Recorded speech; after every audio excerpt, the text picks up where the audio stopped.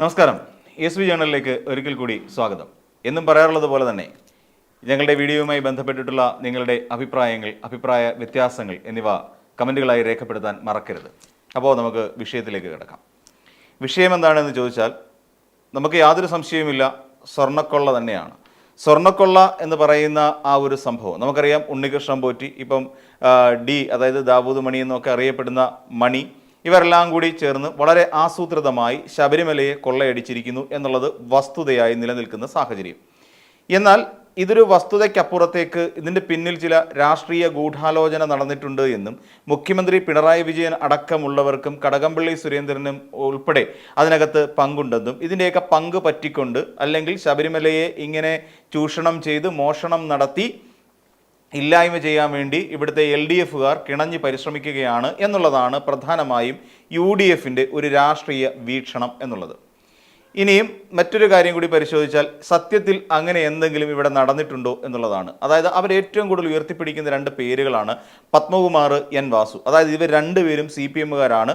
അതുകൊണ്ട് CPMൻ്റെ ഒത്താശയോടുകൂടി, മന്ത്രിസഭയുടെ ഒത്താശയോടുകൂടി ഇത് നടന്നിരിക്കുന്നു എന്നുള്ളതാണ്. രണ്ട്, SIT എന്ന് പറയുന്ന അന്വേഷണ ഏജൻസി കേരളത്തിൽ ഏതോ സമ്മർദ്ദങ്ങൾക്ക് അടിപ്പെട്ടുകൊണ്ട് അന്വേഷണത്തെ വഴിതിരിച്ചു വിടുന്നു എന്നുള്ള ഒരു ആക്ഷേപം മുൻ പ്രതിപക്ഷ നേതാവായ രമേശ് ചെന്നിത്തലയ്ക്കും നിലവിൽ പ്രതിപക്ഷ നേതാവായ VD സതീശനും ഉയർത്തിക്കൊണ്ടേയിരിക്കുകയാണ്. അത് നിരന്തരം എല്ലാ ദിവസവും രാവിലെ, ഉച്ചയ്ക്ക്, വൈകുന്നേരം എന്നിങ്ങനെ നിലയ്ക്ക് എപ്പോഴൊക്കെ തങ്ങൾക്ക് സൗകര്യപ്പെടുന്നുണ്ടോ രാവിലെ ബ്രഷ് ചെയ്ത് കഴിഞ്ഞാൽ ഉടൻ തന്നെ നേരെ മാധ്യമപ്രവർത്തകരെ വിളിക്കുക, എനിക്ക് ചിലത് പറയാനുണ്ട് എന്നുള്ള തരത്തിൽ അവരുമായി സംവദിക്കുക. ഇതാണ് ഇപ്പോൾ ശരിക്കും നടന്നുകൊണ്ടിരിക്കുന്ന ഒരു പ്രവർത്തനം. ഈ പ്രവർത്തനത്തിൻ്റെ ഇടയിലാണ് UDF ഇതിനെ രാഷ്ട്രീയമായ ഒരു മേലാപ്പ് ചാർത്തി കൊടുത്തുകൊണ്ട് മാറ്റി നിർത്തുന്നത്.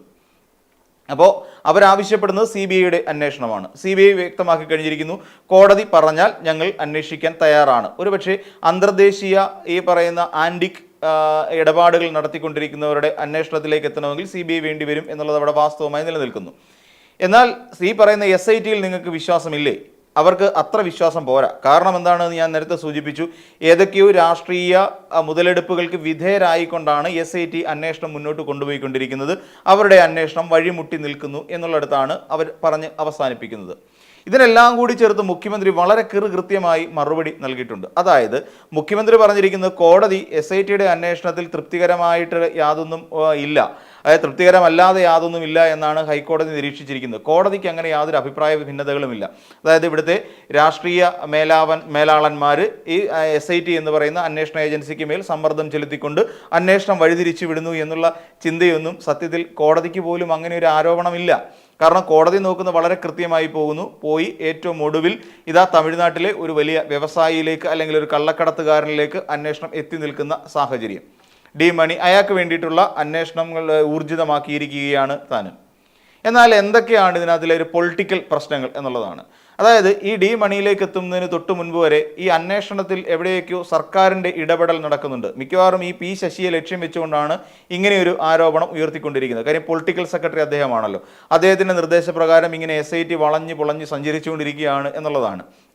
അതിനകത്ത് മറ്റൊരു കാര്യം, ഇങ്ങനെ മാധ്യമങ്ങളെ കണ്ട് 3 നേരം ഇങ്ങനെയൊരു ആരോപണം ഉന്നയിക്കുന്നതിന് പകരം ചെയ്യാവുന്ന വളരെ സിമ്പിളായിട്ടുള്ള കാര്യങ്ങളുണ്ട്.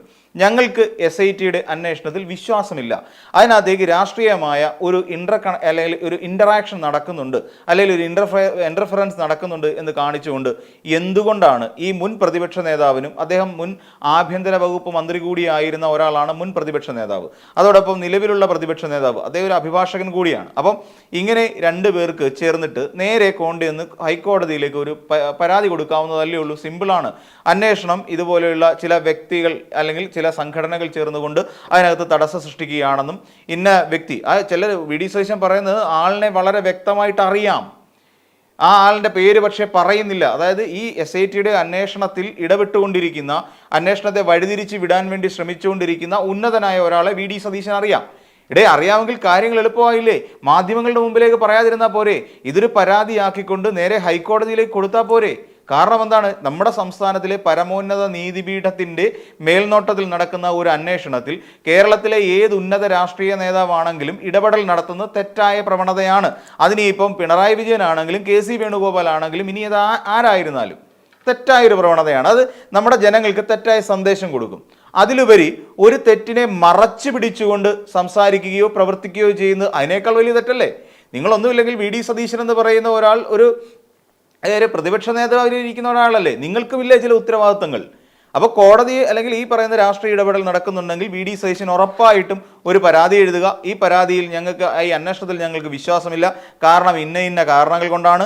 ആ കാരണത്തിൽ ഇന്ന ആൾക്കാർ അന്വേഷണത്തിൽ വളരെ വ്യക്തമായി ഇടപെടുന്നുണ്ട്. അത് മുഖ്യമന്ത്രി പിണറായി വിജയനാണെങ്കിൽ അത് നിങ്ങൾക്ക് എഴുതാം. ഇനി അതല്ല പിന്നെ മുഹമ്മദ് റിയാസ് ആണെങ്കിൽ അത് എഴുതി വെക്കാം. ഇനി കടകംപള്ളി സുരേന്ദ്രനാണോ, അങ്ങനെ ഈ പറയുന്ന ആളുകളെ കൃത്യമായി മെൻഷൻ ചെയ്തുകൊണ്ട് അവരെ പ്രധാന പ്രതി ചേർത്തുകൊണ്ട് നിങ്ങൾക്ക് എന്തുകൊണ്ടാണ് ഒരു പരാതി ഹൈക്കോടതിയിൽ കൊടുക്കാൻ കഴിയാത്തത്. അങ്ങനെ കൊടുത്താൽ കുറച്ചുകൂടെ കാര്യങ്ങൾ സുതാര്യമാകും. ഞങ്ങളുടെ കയ്യിൽ ഇന്ന തെളിവിൽ ഇവരിടപെട്ടു എന്ന് പറയുന്ന കാര്യത്തിൽ ഇന്ന തെളിവുകളുണ്ട്, ഫോൺ കോളുകൾ റെക്കോർഡ് ചെയ്തതിൻ്റെ ഡീറ്റെയിൽ ഞങ്ങളുടെ കയ്യിലുണ്ട്, അല്ലെ CDR ഞങ്ങളുടെ കയ്യിലുണ്ട്.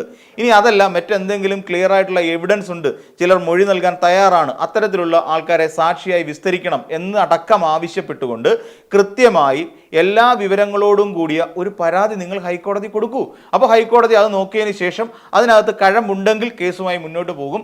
അതല്ല എന്നുണ്ടെങ്കിൽ അതിനെ അങ്ങ് പണ്ടത്തെ പോലെ തന്നെ എടുത്ത് ചവറ്റുകൊട്ടയിലേക്ക് എറി. ഈ രണ്ട് കാര്യങ്ങളിൽ ഏതെങ്കിലും ഒന്ന് സംഭവിക്കും. പകരം ഈ പറയുന്ന 3 നേരം നിങ്ങൾ എന്തിനാണ് മാധ്യമങ്ങളെ കാണുന്നത്? വി.ഡി. സതീശൻ എന്തിനാണ് മാധ്യമങ്ങളെ കണ്ട് ഈ രീതിയിൽ ഇങ്ങനെ പ്രൊവോക്കേഷൻ ഉണ്ടാക്കുന്നത്? പ്രധാനമായ ഉദ്ദേശം ഒന്ന് മാത്രമാണ്, ഇതിനെ രാഷ്ട്രീയവൽക്കരിക്കുക. സർക്കാരിനെയും അതോടൊപ്പം തന്നെ ചേർന്ന് നിൽക്കുന്ന ചില സംവിധാനങ്ങളെയും ജനങ്ങളുടെ മുന്നിൽ, നമ്മൾ ഉദ്ദേശിക്കുക ജനങ്ങളുടെ മുന്നിൽ ഒരു പുകമറയ്ക്കുള്ളിലും സംശയദൃഷ്ടിക്കുള്ളിലും നിർത്തിക്കെടുക്കുക എന്നുള്ള അപ്പുറത്തേക്ക് ഇതിനകത്ത് യാതൊരു പൊളിറ്റിക്കൽ വാല്യൂവും ഇല്ല. വളരെ സിമ്പിളാണ്. അതുകൊണ്ടാണ് ഈ കഴമ്പില്ലാത്ത ആരോപണങ്ങൾ ഉന്നയിച്ചുകൊണ്ട് നാഴികയ്ക്ക് 40 വട്ടം മാധ്യമങ്ങളെ കാണുന്നത് എന്നേ ബാക്കിയുള്ളവർ നമ്മൾ വിചാരിക്കുകയുള്ളൂ. ഇപ്പം പോറ്റിയെ കയറ്റിയെ സഖാക്കൾ എന്ന് പറയുന്ന ഒരു വിഭാഗത്തെ അടങ്കൽ ആക്ഷേപിച്ചിരിക്കുകയാണ്. സഖാക്കൾ എന്ന് പറഞ്ഞു കഴിഞ്ഞാൽ കേരളത്തിൽ പാർട്ടിയിൽ വിശ്വസിക്കുന്ന, പാർട്ടിയിൽ പ്രവർത്തിക്കുന്ന നിരവധി ചെറുപ്പക്കാരുണ്ട്. അപ്പോൾ അവരെല്ലാം ചെറുപ്പക്കാർ മാത്രമല്ല, പ്രായമായവരും മുതിർന്ന സഖാക്കന്മാരും നിരവധി പേരുണ്ട്. എല്ലാവരും പരസ്പരം സഖാക്കന്മാർ അല്ലെങ്കിൽ സഖാവേ എന്നാണ് വിളിക്കുന്നത്. അപ്പോൾ എല്ലാവരും കുറ്റക്കാരാണോ? അതൊക്കെയാണ് പാട്ടിനകത്തുള്ള ചെറിയ പ്രശ്നങ്ങൾ. അതവിടെ നിൽക്കട്ടെ. അപ്പോൾ അത്തരത്തിലുള്ള ആളുകളെ ഇങ്ങനെ കുറ്റം പറയുകയും പാട്ടിറക്കുക, ട്രോൾ ഉണ്ടാക്കുക എന്നതിനപ്പുറത്തേക്ക് കൃത്യമായി ചെയ്യാൻ കഴിയുന്ന കാര്യങ്ങൾ എന്തുകൊണ്ടാണ് ഈ വി.ഡി. സതീശൻ അടക്കമുള്ളവർ ചെയ്യാത്തത്? പിന്നെ ഇവിടെ CPM-നെ കുറ്റം പറയാൻ വേണ്ടി ഓരോ രാഷ്ട്രീയ നേതാക്കന്മാരുടെയും ഒന്നും ബന്ധം അങ്ങോട്ട് മുഖ്യമന്ത്രിയുടെ ചെവിയിൽ വന്ന് എന്തുകൊണ്ട് ഉണ്ണികൃഷ്ണൻ പോറ്റി സംസാരിച്ചു എന്നുള്ളതാണ് പറയപ്പെടുന്നത്. ഉണ്ണികൃഷ്ണൻ പോറ്റി ഇപ്പോൾ മുഖ്യമന്ത്രിയുടെ ചെവിയിൽ പറഞ്ഞത് മുഖ്യമന്ത്രി കേട്ടോ ഇല്ലയോ എന്നുള്ളത് പിന്നത്തെ കാര്യം. മുഖ്യമന്ത്രി പറഞ്ഞാൽ പലരും അങ്ങനെ ചെവി പറയാറുണ്ട്. ഇതിനു മുൻപ് ഒരു സ്ത്രീ, അതായത് ഒരു സോളാർ കേസുമായി ബന്ധപ്പെട്ട ഒരു സ്ത്രീ മുഖ്യമന്ത്രി എന്ന് പറയുന്ന അന്ന് മുഖ്യമന്ത്രി ആയിരുന്ന ഉമ്മൻചാണ്ടിയുടെ ചെവിയിൽ പറഞ്ഞ സംഭവം ഇവിടെ നടന്നിട്ടുള്ളതാണ് ഈ കേരളത്തിൽ. ആ സ്ത്രീ ആരായിരുന്നു എന്നുള്ളത് നമുക്ക് വളരെ വ്യക്തമായി അറിയാം. പിന്നീട് കോൺഗ്രസ് പാർട്ടിക്കുള്ളിലെ പല ഉന്നതന്മാരെക്കുറിച്ചും ആ യുവതി പരസ്യപ്പെടുത്തിയിട്ടുള്ള വാർത്തകളും സന്ദേശങ്ങളും എന്തായിരുന്നു എന്നുള്ളതിനെക്കുറിച്ചും നമുക്കറിയാം. അപ്പോൾ ഇങ്ങനെ ചില ഇടപാടുകൾ നടന്നിട്ടുള്ളത് കൊണ്ട് ഈ ചെവി പറയുന്നത് കോൺഗ്രസ്സുകാരെ സംബന്ധിച്ചിടത്തോളം വല്ലാത്ത ഹലാക്കാണ് എന്നുള്ള ഒരു പ്രശ്നം ഇവർക്കുണ്ട്. കാര്യം ചെവിയിൽ ഒരാൾ മറ്റൊരു മുഖ്യമന്ത്രിയുടെ ചെവിയിൽ പറഞ്ഞപ്പോൾ അത് പക്ഷേ അത്ര നല്ല രീതിക്കല്ല കാര്യങ്ങൾ അവസാനിച്ചത്. കേരളത്തിലെ കോൺഗ്രസ്സുകാർ ഒന്നടങ്കം പ്രതിസന്ധിയിലാകുന്ന, കോൺഗ്രസിലെ പ്രമുഖരായ നേതാക്കന്മാരെല്ലാം പ്രതിസന്ധിയിലാകുന്ന ചില സന്ദേശങ്ങളായിരുന്നു അന്ന് കേരളത്തിലെ രാഷ്ട്രീയ സ്ഥിതിയിൽ നിന്ന് നമുക്ക് മനസ്സിലാക്കാൻ കഴിഞ്ഞത് എന്നൊരു വസ്തുത അവിടെ അവശേഷിക്കുന്നു. അതുകൊണ്ട് ഈ ചെവി പറയുന്ന കണ്ട ഉടൻ തന്നെ ഈ കോൺഗ്രസ്സുകാർക്ക് ഹാലിളകും, അതിപ്പോൾ ആണായിരുന്നാലും പെണ്ണായിരുന്നാലും. പിന്നെ മറ്റൊരു കാര്യത്തിലേക്ക് വരികയാണെങ്കിൽ, മുഖ്യമന്ത്രി വളരെ കൃത്യമായി പറഞ്ഞിട്ടുണ്ട്, ഞങ്ങളിതിനെ പൊളിറ്റിക്കലായി ഉപയോഗിക്കാൻ ഞങ്ങൾ താല്പര്യപ്പെടുന്നില്ല, അല്ലേ? കാരണം എന്താണെന്ന് ചോദിച്ചാൽ ഞങ്ങൾക്ക് അങ്ങനെ പൊളിറ്റിക്കലായിട്ട് ഇതിനെ കൊണ്ടുപോയി ചില രാഷ്ട്രീയ നേതാക്കന്മാരെ ഉൾപ്പെടുത്തേണ്ട ആവശ്യമില്ല. പക്ഷേ പറയേണ്ടതുണ്ട് ചില രാഷ്ട്രീയം. എന്തുകൊണ്ടാണ് എന്ന് ചോദിച്ചാൽ ഈ പിടിയിലായത് N. വാസുവും അതോടൊപ്പം ഇപ്പുറത്ത് നിൽക്കുന്ന പത്മകുമാറും മാത്രമാണ് CPM ബന്ധമുള്ളവർ, അല്ലെങ്കിൽ CPM-ന്റെ MLA വരെ ആയിരുന്ന ആൾക്കാർ. ഇപ്പുറത്തേക്ക് ഇതിനകത്ത് കൈയിട്ട് ഇളക്കിയിട്ടുള്ള വാരിയിട്ടുള്ള ബാക്കി, അല്ലെങ്കിൽ ഉണ്ണികൃഷ്ണൻ പോറ്റി എന്ന് പറയുന്ന ഒരാൾക്ക് വേണ്ട എല്ലാ സുഖസൗകര്യങ്ങളും ഒരുക്കി കൊടുത്തുകൊണ്ട് അയാളെ പട്ടുമെത്തയിൽ കിടത്തി കുളിപ്പിച്ച് നീരാടിച്ച് അയാൾക്ക് അവിടെ നിന്ന് ശബരിമലയിൽ നിന്ന് സ്വർണ്ണമെല്ലാം അടിച്ചുകൊണ്ട് പോകാൻ വേണ്ടി മഹസറിൽ പോലും തിരുത്തലുകൾ വരുത്തി ഒപ്പിട്ട് കൊടുത്തിരിക്കുന്ന വലിയ മേലാവിമാരൊക്കെയാണ് എന്ന് ചോദിച്ചാൽ അങ്ങ് കണ്ഠരര്, മോഹനര്, രാജീവര് തുടങ്ങിയ ഒരു ശ്രേണി തന്നെ അതിൻ്റെ പിന്നിലുണ്ട്. ഇതുകൂടാതെ അന്ന് ഉണ്ടായിരുന്ന ഉദ്യോഗസ്ഥ പ്രമാണിമാരെ നമ്മളൊന്ന് എടുത്തു നോക്കിയേ. മുരാരി ബാബു ആരാണ് എന്നുള്ള കാര്യം നമുക്കെല്ലാവർക്കും അറിയാം. മുരാരി ബാബു ഒരു ലോക്കൽ കമ്മിറ്റിയിലെ അംഗമല്ല, പകരം ഈ പറയുന്ന കോൺഗ്രസ് സംഘടനയുടെ നേതാവായിരുന്നു. എസ് ജയശ്രീ ആരായിരുന്നു? KS ബൈജു ആരായിരുന്നു? അപ്പോൾ ഇങ്ങനെ ഇതുമായി ബന്ധപ്പെട്ട് അറസ്റ്റ് ചെയ്യപ്പെട്ട ബാക്കിയുള്ളവരുടെ രാഷ്ട്രീയം അന്വേഷിച്ചു പോയാൽ, അല്ലെങ്കിൽ കുടുംബക്കാരുടെ രാഷ്ട്രീയമെങ്കിലും അന്വേഷിച്ചു പോയാൽ എല്ലാം കോൺഗ്രസ്സുകാരാണ് എന്ന് മനസ്സിലാവും. കോൺഗ്രസിൻ്റെ ദേവസ്വം ബോർഡ് സംഘടനയിൽ പ്രവർത്തിക്കുന്നവരും ഭാരവാഹികളുമാണ് എന്നുള്ള വിവരവും നമുക്ക് മനസ്സിലാവും. അതുകൊണ്ടാണ് മുഖ്യമന്ത്രി കൂടുതൽ രാഷ്ട്രീയം പറയുന്നില്ല എന്നുള്ള കാര്യം പറഞ്ഞത്. രണ്ടാമത്തെ കാര്യം, ഇതിനകത്ത് മുഖ്യമന്ത്രി സോണിയാഗാന്ധിയെക്കുറിച്ച് പറഞ്ഞു. ഹിമന്ത് ബിശ്വ ശർമ്മ എന്തുകൊണ്ട് കോൺഗ്രസ് പാർട്ടി വിട്ട് BJPയിലേക്ക് പോയി എന്നും പണ്ട് 2003 മറ്റോ K കരുണാകരൻ എന്ന് പറയുന്ന ഇവിടുത്തെ ലീഡർ ഇവിടെ വന്ന് നിന്നുകൊണ്ട് മാധ്യമങ്ങളോട് പറഞ്ഞ വിവരമൊക്കെ മുഖ്യമന്ത്രി ഓർത്തെടുത്തുകൊണ്ടാണ് ഇക്കാര്യങ്ങൾ അവതരിപ്പിച്ചത്. അതായത് K കരുണാകരൻ ഈ സോണിയാഗാന്ധി എന്ന് പറയുന്ന UPയുടെ അധ്യക്ഷയായിരിക്കുന്ന ഒരാളെ കാണാൻ വേണ്ടി നടത്തിയ ശ്രമങ്ങൾ മൂന്ന് ദിവസത്തോളം കേരള ഹൗസിൽ താമസിച്ചിട്ട് പോലും അപ്പോയിൻമെന്റ് കിട്ടാത്ത ഒരാളായിരുന്നു എന്നുള്ള കാര്യം പറഞ്ഞിട്ടുണ്ട്. അതുമായി ബന്ധപ്പെട്ട നീരസം അദ്ദേഹം മാധ്യമങ്ങളോട് വ്യക്തമാക്കുകയും ചെയ്തതായി മുഖ്യമന്ത്രി പറയുന്നുണ്ട്. അതായത് കോൺഗ്രസ്സുകാർക്ക് പോലും വളരെ അപ്രാപ്യമായ ഒരു നേതാവാണ് UPA അധ്യക്ഷ എന്ന് പറഞ്ഞുകൊണ്ടിരുന്ന നമ്മുടെ സോണിയാഗാന്ധി. അപ്പോൾ അത്രത്തോളം പ്രാധാന്യമുള്ള ഒരു നേതാവിനെ കേരളത്തിലെ പത്തനംതിട്ട സ്വദേശികളായ പത്തനംതിട്ട MP-യും അടൂർ പ്രകാശും അടക്കമുള്ളവരുടെ മേൽനോട്ടത്തിലും ഉത്തരവാദിത്വത്തിലും അവരുടെ സഹകരണത്തോടും കൂടി സോണിയാഗാന്ധിയുടെ അരികിലേക്ക് എത്തിക്കുന്നു. അപ്പോൾ അവിടെ എത്തുന്നു. ഈ പറയുന്ന ഗോവർദ്ധൻ അടക്കമുള്ള ആളുകൾ സോണിയാഗാന്ധിക്ക് ഉപഹാരം നൽകുന്നു. മുഖ്യമന്ത്രി പിണറായി വിജയൻ ഉപഹാരം നൽകിയിട്ടില്ല. മുഖ്യമന്ത്രിയോടൊപ്പം ഈ പറയുന്ന ശബരിമലയ്ക്ക് വേണ്ടിയിട്ട് ആംബുലൻസ് കൈമാറുന്ന ഒരു ചടങ്ങിൽ മാത്രമാണ് മുഖ്യമന്ത്രിയോടൊപ്പം ഈ പറയുന്ന ഉണ്ണികൃഷ്ണൻ പോറ്റി കയറി നിൽക്കുന്നത്. അപ്പോൾ അത് ആര് വിളിച്ചിട്ടാണ് വന്നത് എന്നുള്ളത് കാര്യം വ്യക്തമാണല്ലോ. ശബരിമലയുടെ ഉദ്യോഗസ്ഥന്മാർ ഈ ഉണ്ണികൃഷ്ണൻ പോറ്റിക്ക് കൊടുക്കുന്ന പ്രാധാന്യം അത്രത്തോളം വലുതാണ് എന്നുള്ള കാര്യം നമുക്ക് മനസ്സിലാക്കി എടുക്കാവുന്നതേ ഉള്ളൂ. അപ്പം ഇങ്ങനെ സോണിയാഗാന്ധി എന്ന് പറയുന്ന ഒരാളെ കാണാൻ വേണ്ടിയിട്ട് ഈ പറയുന്ന രണ്ട് കള്ളന്മാർക്ക് എന്ന് തന്നെ പറയാം, ഉണ്ണികൃഷ്ണൻ പോറ്റിക്കും ഗോവർദ്ധനും അവസരമൊരുക്കി കൊടുത്തത് ഈ പറയുന്ന മുഖ്യമന്ത്രി പിണറായി വിജയൻ ആയിരുന്നില്ല. അതിന് കോൺഗ്രസിന്റെ നേതൃത്വം തന്നെ വലിയ അതിനകത്ത് ഉത്തരവാദിത്തം വഹിച്ചിട്ടുണ്ട് എന്നുള്ളത് വ്യക്തമാണ്. അപ്പോൾ അങ്ങനെ ചെല്ലുന്നു, ഉപഹാരം നൽകുന്നു, അതോടൊപ്പം കയ്യിൽ ചരടോ ബ്രേസ്ലെറ്റോ എന്തോ കെട്ടിക്കൊടുക്കുകയും ചെയ്യുന്നു. ഇതൊരു രാഷ്ട്രീയമായി വിശകലനം ചെയ്താൽ ഏതറ്റം വരെ പോകുമെന്നതിൻ്റെ എന്തെങ്കിലും സൂചന കോൺഗ്രസ്സുകാർക്കുണ്ടോ? ഇനി അങ്ങനെ ഒരു സൂചന ഇല്ലെങ്കിൽ വളരെ കൃത്യമായി പറഞ്ഞുതരാം. ഇവിടെ കേരളത്തിലെത്തിക്കഴിഞ്ഞാൽ പ്രിയങ്ക ഗാന്ധിക്കും രാഹുൽ ഗാന്ധിക്കും മുസ്ലിം ലീഗിന്റെ കൊടിയോട് ഭയമാണ്. എന്തുകൊണ്ട് ആ ഭയമുണ്ടായി എന്നുള്ളതിനെക്കുറിച്ച് എന്തെങ്കിലും ധാരണ ഉള്ളവരാണോ ഈ കോൺഗ്രസ്സുകാർ? എന്നാൽ ആ ധാരണ ഉണ്ടാവണം. ഉത്തരേന്ത്യയിൽ പോകുമ്പോൾ ഈ കൊടി പിടിക്കുന്നത് പാകിസ്ഥാൻകാരനാണ് അല്ലെങ്കിൽ പാകിസ്ഥാൻചാരനാണ് എന്ന ബന്ധം ആരോപിക്കും അല്ലെങ്കിൽ ആരോപിക്കപ്പെടും എന്ന് ഭയന്നിട്ടാണ് ഈ രണ്ടുപേരും കേരളത്തിലെത്തുമ്പോൾ ലീഗിൻ്റെ കൊടി മടക്കി പോക്കറ്റിൽ വെക്കാൻ ലീഗ് പ്രവർത്തകരോട് പറയുന്നത്. കാര്യങ്ങൾ സിമ്പിളല്ലേ? അങ്ങനെയുള്ള സാഹചര്യത്തിൽ ഏറ്റവും സെൻസിറ്റീവായി നിൽക്കുന്ന കേരളത്തിലെ വിഷയം തന്നെയാണ് ശബരിമല എന്നുള്ള കാര്യത്തിൽ യാതൊരു സംശയവുമില്ല. ആ ശബരിമല എന്ന് പറയുന്ന ആ ഒരു സ്ഥാപനത്തെ അല്ലെങ്കിൽ ആ ദേവാലയത്തിലുള്ള എല്ലാ കിണ്ടി പാത്രങ്ങൾ ഉൾപ്പെടെ ഏകദേശം 1000 കോടിയോളം രൂപയുടെ മുതലുകൾ ഇവിടെ നിന്ന് അടിച്ചുകൊണ്ട് പോകാൻ വേണ്ടി പദ്ധതിയിട്ട ആൾക്കാർക്കൊപ്പമാണ് പ്രതിപക്ഷ നേതാവിൻ്റെ അമ്മയും മുതിർന്ന കോൺഗ്രസ് നേതാവുമായ സോണിയാഗാന്ധി എന്ന് അവിടെയുള്ള BJPക്കാർ അങ്ങോട്ടൊരു പ്രഖ്യാപനം നടത്താൻ ശ്രമിച്ചാൽ എവിടം വരെ പോകുമെന്നുള്ളതിനെക്കുറിച്ച് എന്തെങ്കിലും ധാരണ കോൺഗ്രസ്സുകാർക്കുണ്ടോ? ഈ ചിത്രം കേരളത്തിൽ ഇത്രയേ ഡിസ്കസ് ചെയ്യപ്പെടുന്നുള്ളൂ. എന്നാൽ മറ്റ് സംസ്ഥാനങ്ങളിലേക്ക് വ്യാപിക്കുമ്പോൾ BJPക്ക് പ്രാധാന്യമുള്ള ഇടങ്ങളിലേക്ക് പോകുമ്പോൾ എന്താണ് വരുന്നത്? ശബരിമല എന്ന് പറയുന്ന വിശ്വാസികളുടെ ഏറ്റവും വലിയ വിശ്വാസ കേന്ദ്രമായ, നമുക്കറിയാം രാജ്യത്തിൻ്റെ വിവിധ ഭാഗങ്ങളിൽ നിന്ന് ഇവിടേക്ക് ഭക്തജനം എത്തിക്കൊണ്ടിരിക്കുന്നു. ആ ശബരിമലയെ കൊള്ളയടിക്കാൻ വേണ്ടി കൂട്ടുനിന്നവരാണ് കോൺഗ്രസ്സുകാർ എന്ന് പറയുന്ന ഒരു വല്ലാത്ത നരേറ്റീവ് ദേശീയ തലത്തിൽ കോൺഗ്രസിനുണ്ടാകും. അതിന് മകുടോദാഹരണമായി ഈ പറയുന്ന ഉണ്ണികൃഷ്ണൻ പോറ്റിയും ഈ ഗോവർദ്ധനും സോണിയാഗാന്ധിയും അടൂർ പ്രകാശും ആന്റണിയും നിൽക്കുന്ന ചിത്രം മാത്രം മതിയാകും BJPക്ക് ഇത്തരത്തിൽ ഒരു വലിയ പ്രഖ്യാപനം നടത്താൻ, BJPക്ക് ഇത്തരത്തിൽ വലിയ തോതിൽ ഉള്ളൊരു പ്രചരണം നടത്താൻ വേണ്ടിയിട്ട്. വളരെ സിമ്പിളാണ് കാര്യങ്ങൾ.